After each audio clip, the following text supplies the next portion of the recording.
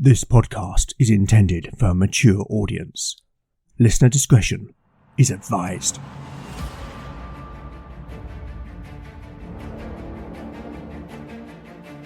Welcome back to Legend of the Bones.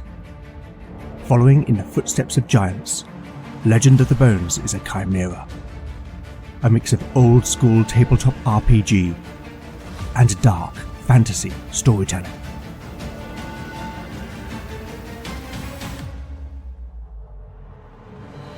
As its name might suggest, in Legend of the Bones the dice rule. There'll be no rerolls, no fudging the dice, no metacurrency. The roll of the bones will determine the character's destiny, and no one will be spared their fate. None shall escape the destiny of bone.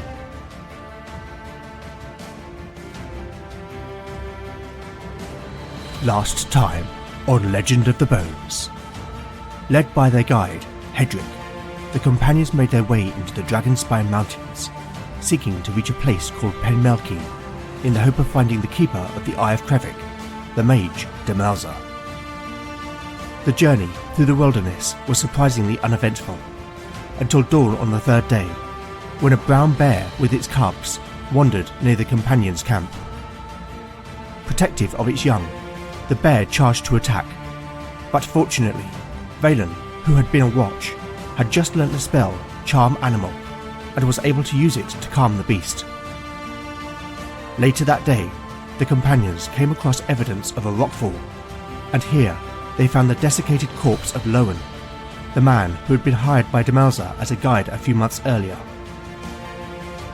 After covering Lowen's body, the companions continued up and along a mountain path, which eventually emerged into a wide lake-filled valley, where, nestled at its furthest point, was an ancient building cut into the rock of the mountain, which Hedrick declared was the place known as Penmelkine. Meanwhile, Canute and his crew have made their way back to the open sea, and it is time now to catch up on the Northman's journey to find Beric's father, Jarl Einar.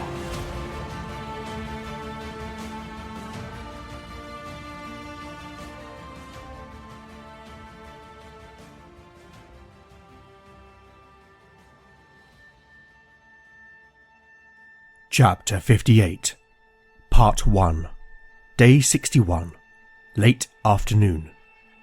Party status: Canute, 36 out of 36 hit points.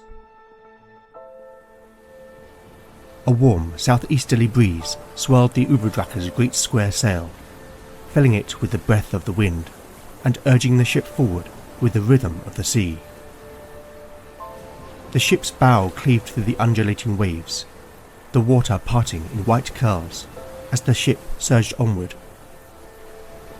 The sun, beginning to descend in the western sky, cast its golden light across the horizon, shimmering and sparkling off the surface of the water, as if the ocean itself were alive with a million reflections. Canute stood atop the prow, his right hand firmly gripping the intricately carved dragon's head, its formidable aspect standing watchful over the ship's journey.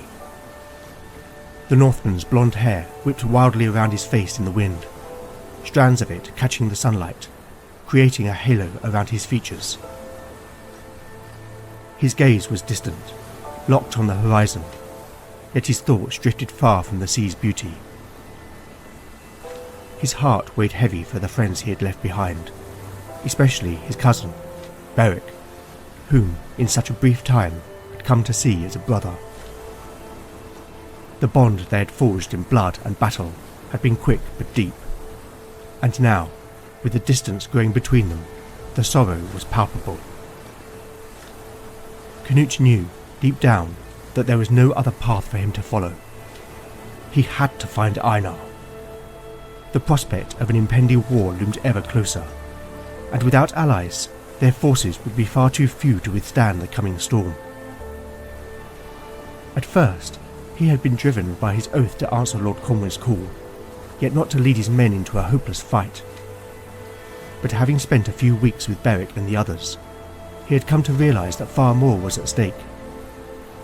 If the rebels triumphed, their victory would not be just a political one. It would be the dawn of a dark era. the Brethren's fanatical ideology would spread like wildfire, consuming everything in its path. Thousands would fall, and those who clung on to the old ways, the old beliefs, would be slaughtered or forced to bow to the new gods. What then? Canute considered the implications of a world ruled by the Brethren. With power and more already in their iron grip, the fire of fanaticism would not be satisfied with the mere conquest of one kingdom. Emboldened by their success, they would inevitably turn their sights on neighbouring lands. Wessas, Bernica, Llanrhys, each a prize to be claimed in their unholy crusade. And even though it might take a generation, eventually their eyes would fall upon Scanvia, his homeland. They would come for his people, for his way of life, for everything he had ever known. And all the while, the Salian Empire would be watching, waiting. They had long coveted the Northern Realms, and a war framed as a holy crusade against the pagans and those that harboured them would provide them with all the justification they would need to march north and claim the territories as their own. No, this was far bigger than his oath to Lord Colwyn. He inhaled deeply, the salt of the sea air filling his lungs. The scent was both comforting and invigorating, a reminder of everything he had fought for, everything he still hoped to protect. The open sea was in his blood, raw, untamed, and vast beyond comprehension. The freedom it promised, and the sense of endless possibility, was at the core of his being, a part of him since childhood. Scarlet children were raised to sail, not only because the northern seas were rich with bounty, but because the ocean held an undeniable power over the people of his homeland. They revered it, and from a young age they were taught that the sea was both a cradle of life and a force that demanded respect. A flicker of movement suddenly caught his eye. He turned, his gaze falling to the water beside the ship. A pod of dolphins, sleek and silver in the sun, were racing alongside the Uvrdraka, their bodies slicing through the waves in perfect harmony, breaking the surface with fluid, rhythmic grace. It was a brief moment of beauty and wonder, yet Canute could only smile with the irony of the omen. For dolphins following a ship heralded one thing: the oncoming of a terrible storm. Eventually, the dolphins tired of their game and disappeared beneath the waves, leaving the Uvrdraka to plough forward in solitude. Canute returned to the steering platform, taking the helm from Raven. His second was a grizzled old warrior, and blind in one eye, lost in a fight when Canute was but a boy. A man who had served his father loyally for many years, and Harold had often said that there was no finer seaman. After his father's death, Raven, like a few of Harold's oathmen, had given their allegiance to Canute. The rest had taken Harold's ship, the Se Harafin, and sailed away to offer their oath to Einar. He was a Jarl of great renown after all, and had not bound himself, as Canute had, to a foreign lord. Canute had known Raven all his life. The old warrior had only been a summer or two younger than his father, and had been tasked with teaching his lord's sons shipcraft. Canute had learnt quickly to trust Raven's judgment. The man had an uncanny knack for finding his way at sea, even in fog or on a starless night. He knew a man with such sense should be listened to and trusted. "What think you, Raven?" Canute asked. "Where would Einar sail this season?" Raven raised his head and squinted his good eye against the sun. "The fog is not yet cleared, Lord," he replied cryptically. "But I shall cast the rules." "Do that," Canute agreed, knowing that the older man had some skill in foresight, for it was said that Raven's mother had been a seer. "With luck, the ancestors may guide us." Just then, They rounded another headland along the rugged coastline, and as they did so, their destination came into view. There, perched high on a rocky promontory, like a silent sentinel overlooking the sea, stood the fortress of Penglanow.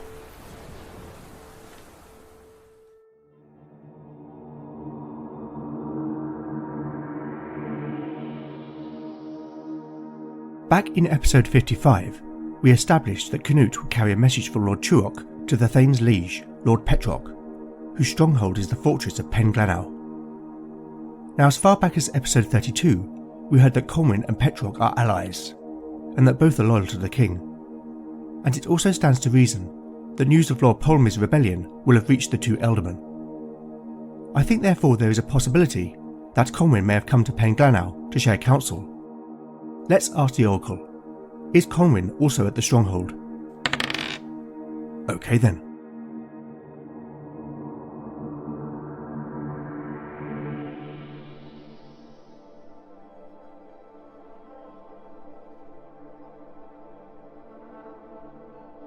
Chapter 58, Part 2, Day 61, Evening. Party status. The party status is unchanged. It was still light by the time the Uberdrache was docked. At this time of year, the sun did not dip below the horizon until long after the 9th bell, and there remained a few hours of daylight before the skies darkened into night. A river inlet lay between two rugged headlands, which, upon the northernmost, sat the formidable fortress of Penglanow. The inlet provided natural shelter from the unpredictable sea, and a harbour had been built there to accommodate at least a dozen vessels. A large village had also developed around the harbour, which flourished alongside the fortress, one providing vital goods and services, the other offering protection in times of strife. Canute had ordered the raising of Colwyn's banner as the Uberdrache approached. The white stag on a green field flapped vigorously in the breeze. Its display had prompted their arrival to be greeted by half a dozen of Petrock's housecarls, who offered to escort them up to the stronghold. Taking Arn with him, Canute followed the warriors up steep, uneven stairs, their edges cut into the jagged cliffside. His oathman was in fact Raven's nephew, and the two men had been companions since childhood. Whilst the Skarne warlord valued every one of his oathmen, Arn had distinguished himself in recent weeks. Canute had, as any good lord should, rewarded Arn with silver and gold. Yet being chosen to accompany his lord in matters of diplomacy was also a great honour that would not have been lost on any of the crew. The stairs soon terminated at a stout iron-bound door set into a weathered timber gatehouse, which the housecarl leader explained was not the main entrance of the fortress, but rather the sea gate, used for quick access to the harbour. 2 sentries permitted the group to pass, and they found themselves in a wide courtyard. Numerous buildings encircled the space, a barracks, a stable, a forge, and many more besides. There was even a chapel. The space, though, was dominated by an impressive great hall, the only structure built in stone within the palisade. A few folk busied themselves in finishing work for the day, and the general hum of daily life in an ealdorman's stronghold was winding down, as folk returned to the village below, else headed for Petrock's hall. As they climbed the steps into the hall, the welcoming aroma of cooked meat, rich and savoury, wafted through the entrance, and Canute realised just how hungry he was. The chamber beyond was a large open space, yet it was filled with the boisterous clamour of a great number of people. 2 long tables ran down the length of the hall, their surfaces laden with hearty fare, and between which was an open hearth where 2 boars were roasting on great spits. At least 10 score men sat, eating, drinking and laughing, their cheer echoing off the stone walls. Canute's mind briefly flickered to happier times, of feasting in his father's hall, a hall which, Canute thought bitterly, now either stood empty or more likely had been claimed by another.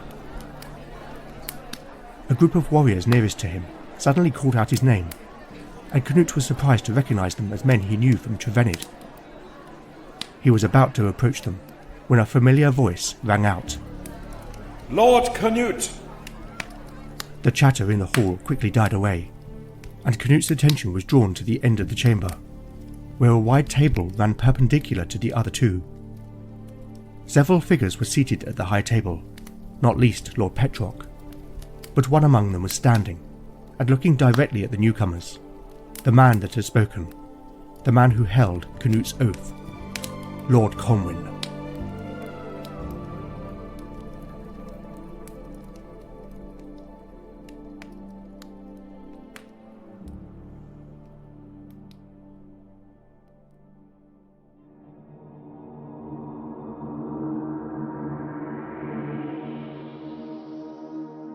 So Providence would have it, the Lord Cohen has travelled to Penglanau to give and take counsel with his ally, Lord Petrock.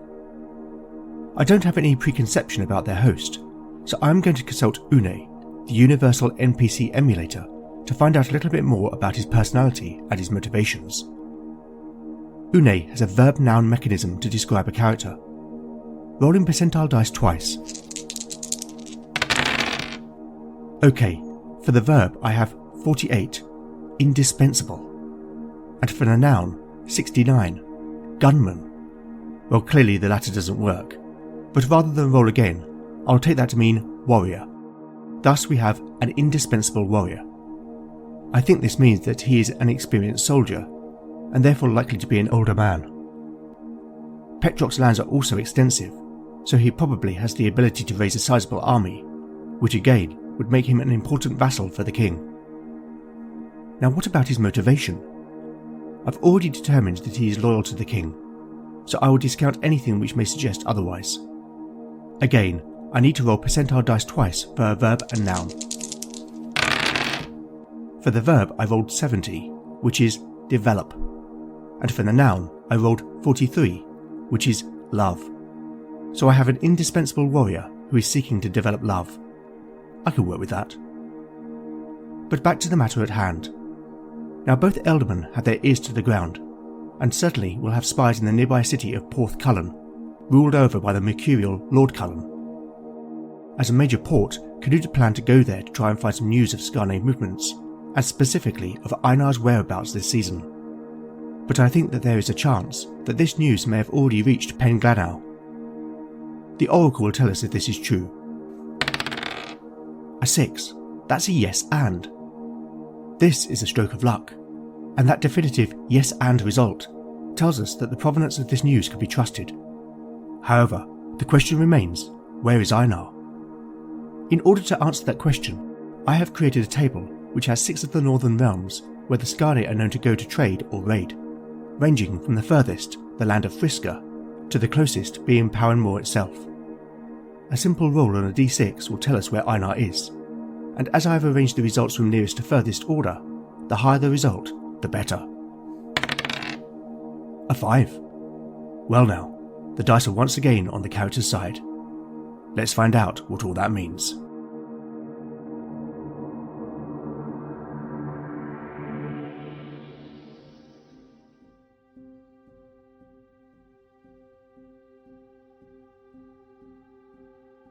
Chapter 58, Part 3, Day 61, Evening.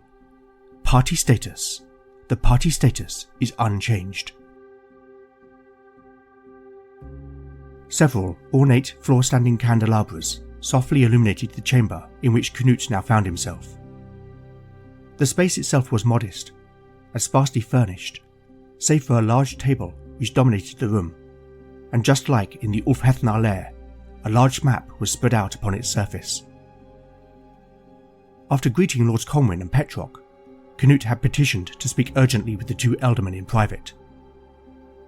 Having been granted his request, the 3 men had come to the chamber in which they now stood, and Canute had carefully relayed the events of the weeks that had passed since he had left Trevenid.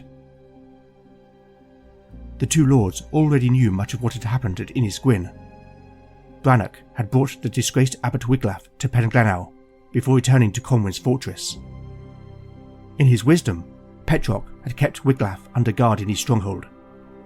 Rumours of the brethren's insidious influence had reached his ears, and he had thought better of sending the abbot to Trevance, where the king's justice might be undermined. When Canute had finished his tale, he handed Lord Petroc the message from Tuok. The older man unfurled the parchment, and holding it at some distance, began to read it with an intensity that betrayed his concern. Petroc was easily in his early 50s, his once blonde hair now almost entirely grey, and his face bore the experience of countless battles, and not all involving the sword. Canute was aware that the alliance between these two noble houses had stood for many years, Petroc having married the sister of Conwyn's father. A damned traitor, Petroc cursed in a low voice, handing the parchment to Conwyn, who read it in turn. This is ill news. Conwyn agreed, his expression grim. The enemy seeks to divide us. Petroc looked to Canute. what do you think, Lord Canute? You have been there. Can Varfell be held? Yes, my lord. Canute replied confidently. Tuok is a good man. Loyal. He will neither betray you nor surrender. He also takes steps to strengthen the town's defenses. But moreover, I do not believe Polmir will send his forces to take Varfell. How so? Petroc asked, though it seemed that this was a test of Canute's wit, rather than because the answer was unclear to the older man, whose expression was one of scrutiny. To do so would only weaken himself, just as he seeks to weaken you. By paying outlaws to wreak havoc in the outlying settlements, he seeks to deceive you, while he commits his own resources to marching on Trevance. Brigands raiding Four Rivers was one matter, but El Forcano has not the strength to take a town as well protected as Varfell. Petroc nodded his approval, and grunted in acknowledgement. You are a wiser man than your father. Canute bristled inside at the slight cast upon his father, yet knew it to be true. Tuok must fend for himself, The elderman declared. And we cannot tarry. Conwyn added. We must gather our forces and march to Trevance. We know not when the rebels will strike. You speak truth, my lord. The Northman agreed. But I came here as no mere messenger. Go on. The Southern Lords are united. They may well have mercenaries as well. Cullen, as we know, is unreliable. So, as it stands, our numbers will be too few. Canute hesitated. He knew that what he was about to propose would not sit well with either of the aldermen, and it was obvious by his demeanour. Speak plainly, Lord Canute.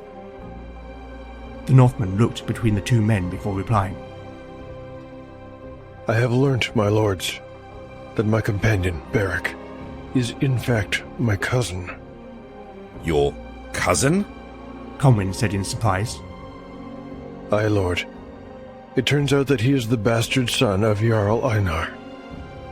Einar. Petroc murmured bitterly. Yes, lord. But Einar does not know, and as far as I know, he remains otherwise childless. Canute let this revelation hang for a moment, then looked to Conwyn. You have met Beric, lord. You know him to be a man of honor. He will fight for you. And if I can find Einar, then perhaps, for Beric's sake, he will also. Conwyn nodded, seemingly considering the consequences of what Canute had told them. And how will you find Einar? He said eventually. He could be anywhere. Not anywhere. Petroc interrupted. Somewhere. And that somewhere is Hlanris.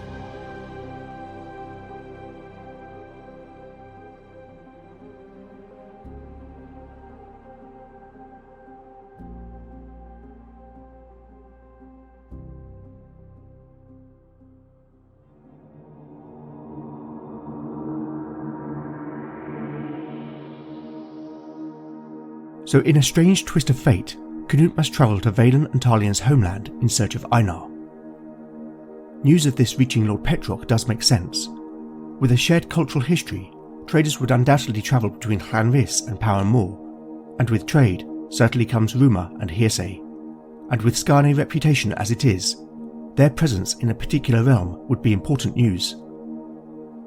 Now the nearest point of Llanrhys is some 200 miles across the ocean to the northwest. This raises several questions, meaning that once again it's time to consult the Oracle. Firstly, does Petrock's information include more specifics about where in Llanrhys Einar is reported to be? A 2. That's a straight no. Well, that's not a good start. Next, does the Elderman have news on whether the Skarne are raiding or trading? A 3. That's a no but. It looks like the dice do not want to give up any more secrets. However, that but may give a clue as to the Skarne's purpose in Llanrhys. I have an idea about what that might be, so I am going to ask a question of Mike, and the result will get revealed in the narrative.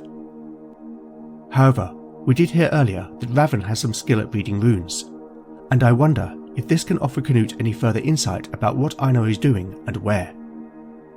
Now I have zero knowledge of real Norse runes. However, after a bit of research online, I found information about a runic system called the Elder Futhark.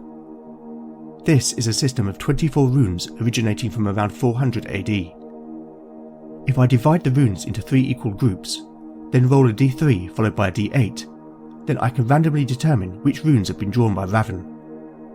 I'm going to do that off mic, and we will hear the results in the narrative.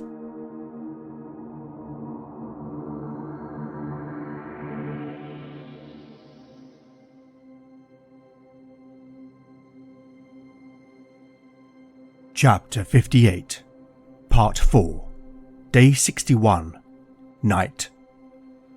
Party status. The party status is unchanged.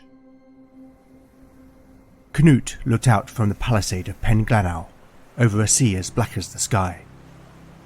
The waning gibbous moon reflected brightly off the rippling water in a shimmering streak of light, while countless stars glimmered like diamonds across the dark veil above. The air was pleasantly cool, and the rhythmic sound of waves on rocks sang from below like a lullaby, soothing the world to sleep. The Northman wondered if somewhere, at that moment, Beric was also looking up at Manya's pale face, as she slowly drifted across the night sky. "Watch over him, Father," he murmured, for the Skarne prayed as much to their ancestors as they did their gods. His thoughts turned to Einar, and the news that his uncle was in Llanrhys. What by all the ancestors was he doing there? Strictly speaking, Einar was Canute's first cousin once removed, but given he had been like a brother to Canute's father, he had ever considered him to be his uncle. The Skarne had always encountered fierce resistance from the Whaler. They were a wild folk who fearlessly defended their homes.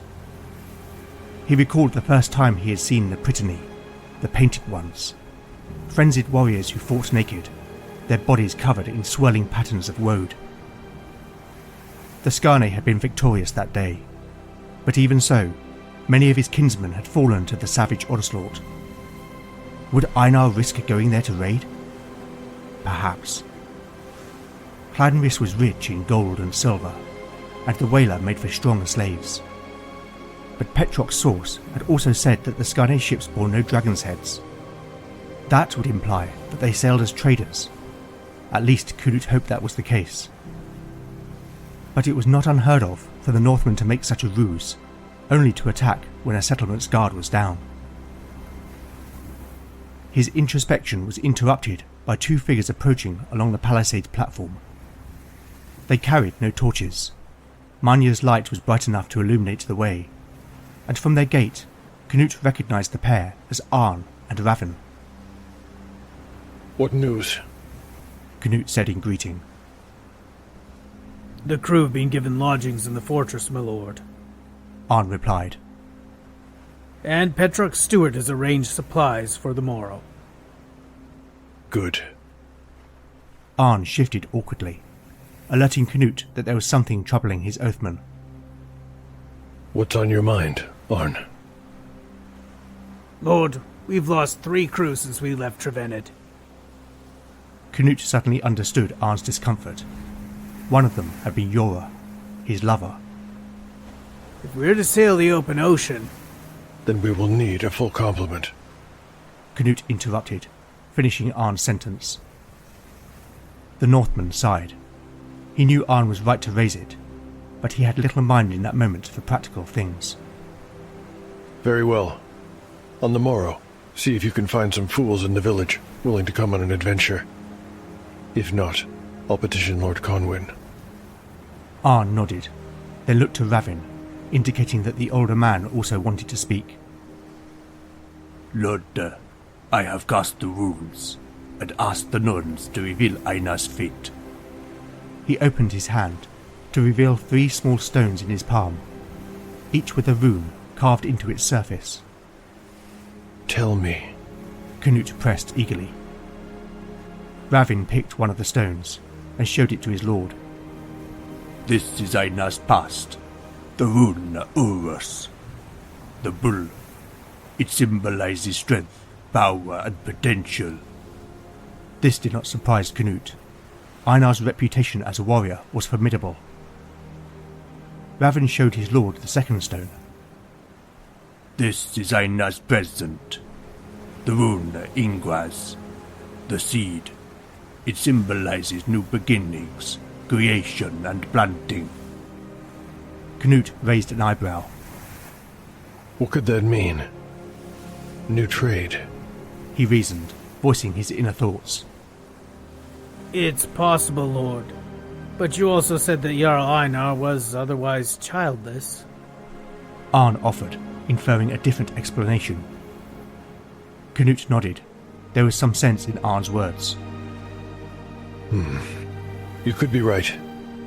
No man wants his bloodline to fail, and Einar has no knowledge of Eric. He could be seeking a bride, and along with it, an alliance.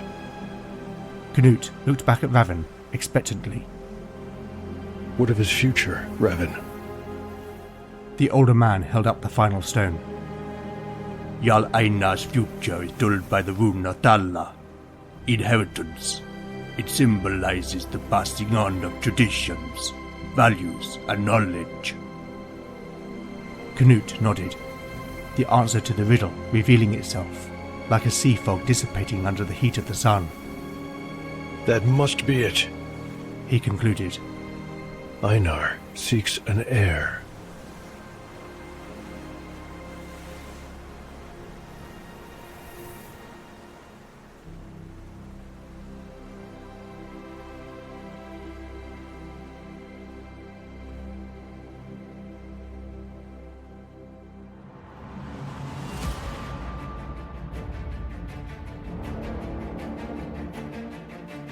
Thank you for listening to Legend of the Bones. I hope you've enjoyed the show. If you like what you've heard, then please consider rating and reviewing the show in your podcatcher of choice. Not only do I love seeing the feedback, but it really does help the show reach new listeners. As always, where would I be without my amazing cast of voice talent? And this episode has a veritable smorgasbord of contributions. Returning to the show, but in a new role, playing Lord Petrock, is Adam Powell. Adam previously appeared as Father Osbert way back in episode 19, and is the host of the excellent Snyders Return podcast. Also returning to the show, in the role of Arn, is Brian C. Rideout. Brian is a game designer, podcaster, and producer, whose shows Transreal News and Swords Against Madness are 2 of my favourites. After a long absence, returning to the show in the role of Lord Conwyn is Che Webster. Che is the host of Roleplay Rescue, an essential listen for anyone looking to rediscover or reinvigorate their role-playing games hobby. Incidentally, I have been interviewed by Che on a number of occasions about various subjects, not least solo play and my experience of creating Legend of the Bones. And finally, returning once again in the role of Canute is my comrade in arms, Jon Cohen, creator of Tale of the Manticore. My sincere thanks to all of you for your support. I am as always incredibly grateful. I'll put these wonderful folks' links in the show notes. You could also help by liking or reposting new episode announcements or by recommending the show online or to a friend. You really can't beat the power of word of mouth.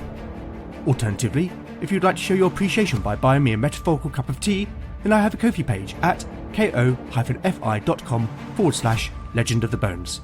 Any donations will go towards the show's running costs.